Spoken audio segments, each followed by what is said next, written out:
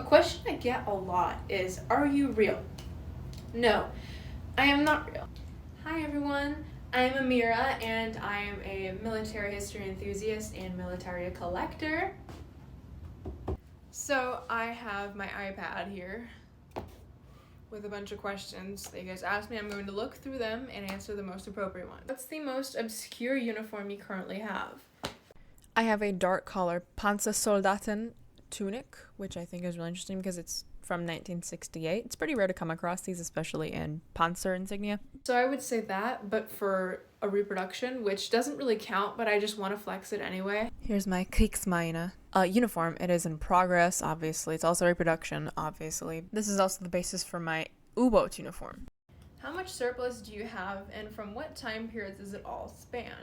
Also, what would you say is the rarest thing you own? I guess I don't own too much yet, but generally speaking, my collection spans from the 1940s to the 1990s. I don't really have anything before that.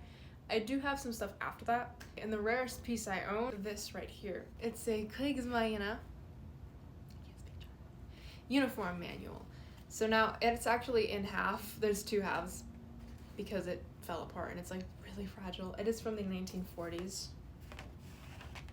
And it has all the rankings, everything, even a lot of uniform examples. Here's the other half. It's for $5 at a flea market. Do you own any obscure, rare, or random odd pieces of militaria? This is not militaria, but it counts because it's very political.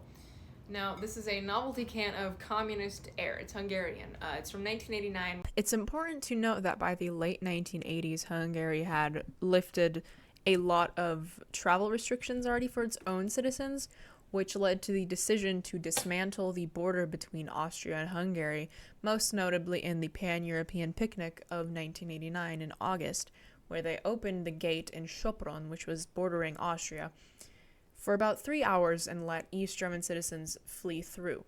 This is actually known as the very first crack in the Iron Curtain.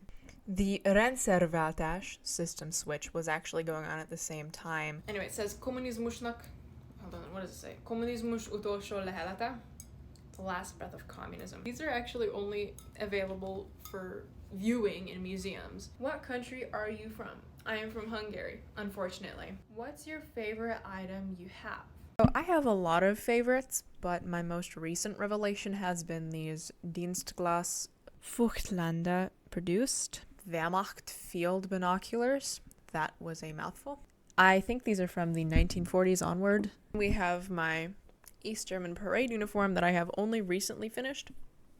I actually got a proper officer's cap for it. Do you feel like you're the only girl who collects? Not at all. I know a lot of girls that collect. By a lot, I mean like 3. Will you ever do videos on the aesthetics of machines, such as camos on tanks, planes, etc.? Hell yeah, I will. Have you guys ever heard of Dazzle camo from the First World War?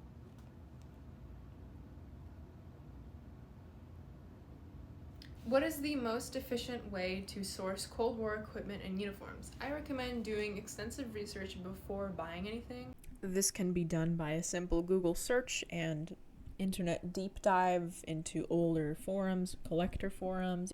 You can also look at Reddit posts, internet databases, anything. You can also go the extra mile and buy yourself a military regulations handbook or a book about the military uniforms. Definitely recommend studying historical photographs as well. Then I would just go to eBay and type in what you need. Or you can just type it in Google and find military websites that sell the same thing. Doesn't really matter, whichever works best for you. That brings me to my next question, which I also get asked a lot. Where do you buy uniforms? I usually just go to eBay. If there's something I need from somewhere else, I will buy it. Usually I recommend eBay. Do you ever research World War I uniforms? If so, what country has your favorite World War I uniforms? I have been looking into them a lot as of late, actually. I'm working on an Imperial German late war kit. My favorites are the usual, German and Russian, historically the most controversial too. What is your reason for specifically being interested in uniforms? I'm really into fashion, even just regular fashion, and I'm also really into military history, so it's like the two things combined is just like, it's wonderful, it's awesome. Have you considered taking one or more uniforms to a tailor that can adjust them for a female body? Yes, I have actually. It gets really annoying having none of my uniforms fit me. Legit none.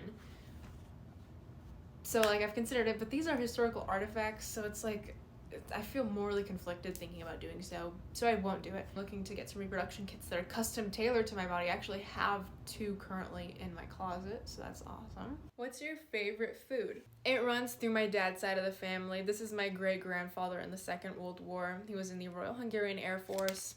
He was a radio operator. I really like plain bread, okay? And the way this runs through my family is that my great-grandfather was like crazy morbidly obsessed with bread. Like, I mean it. Like, he had to have at least 2 loaves in the house at once or he'll go kooky. The reason he was like that was because he was actually put into a prisoner of war camp by the Russians, and they were notoriously not too nice to German prisoners of war. He wasn't German, but he was on the same side as the Germans, and he often fought alongside the Germans. He was not treated too well. He literally had to eat crumbs of bread to survive, and until the day he died, he was absolutely obsessed with bread.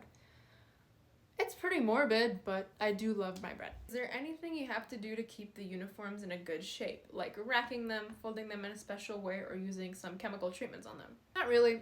I just leave most of the clothes hanging as to not have them wrinkled, and if they're crusty, I will try to dry clean them, but I wouldn't really recommend like actually putting much through the washer and dryer because that kind of is a death wish. I really would recommend, just for safe measure and to not be disgusting, I really do recommend dry cleaning them. For my non-clothing items, I actually keep them clean with a disinfectant spray. This is my favorite disinfectant spray because it doesn't ever damage anything. It's CVS Health brand, and it is disinfectant spray. You know how like World War II items are like, they tend to be like rusty and dirty, and that's just the character of the item. It gets to a point where it's like, you shouldn't disinfect it. But if it's like a Cold War surplus item and it's just like been sitting in a closet for so long that it's like gross and dusty and sticky, really disinfect it. Just save yourself.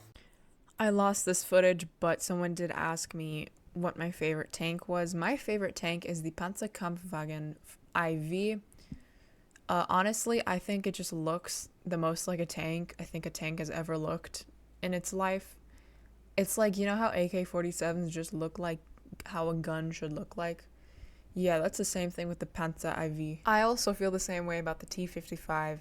Both of them just have the aesthetics that are perfect for a tank. I love them both dearly. I couldn't choose. So, best general.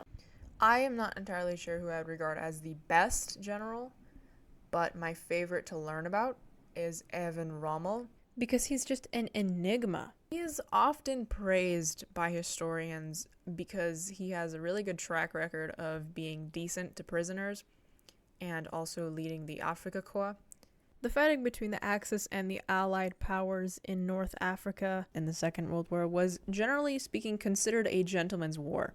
Now, this was because, compared to the fighting in Europe, it was especially clean looking. Mind you, I said looking. War can never be clean, especially not anything related to World War II. It was kind of awful, but it was less awful than European fighting for sure. Anyway, with Rommel in charge of the German Afrika Korps, he maintained his professionalism, which was kind of scarce in German generals at the time, and he was not a big fan of Hitler's very brutal war tactics because he knew they did not work, which might have been why he was implicated in the plot to assassinate him in 1944. That case is actually shrouded in mystery to this day. Nobody knows if he was actually involved in it or not, but that makes his track record a lot cleaner as well. Nobody really knows the truth. So there's just a lot of mystery surrounding him, a lot of controversy.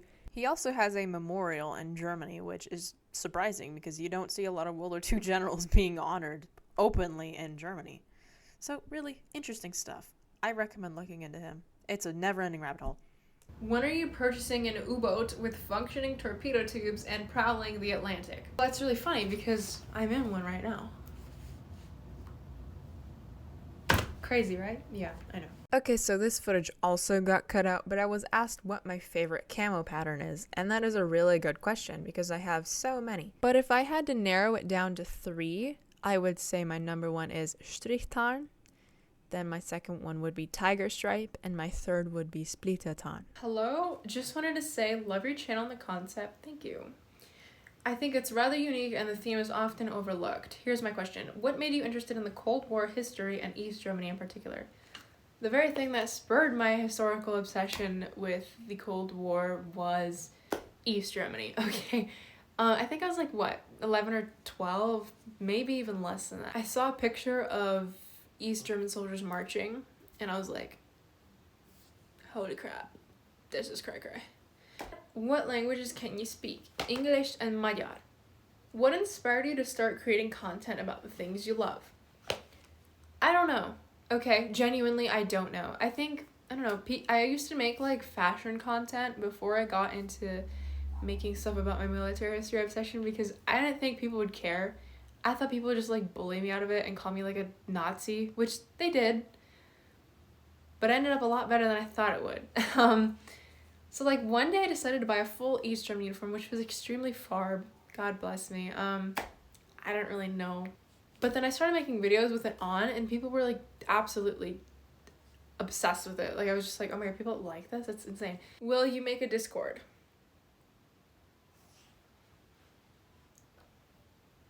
That is part 1 of I don't know how many parts this is going to be of my Q&A series. So thank you all so much for your questions, and thank you all so much for watching. Please consider supporting my Patreon. I include sneak peeks and additional content, basically anything you can ask for. It's really fun. Go check it out. Thank you guys.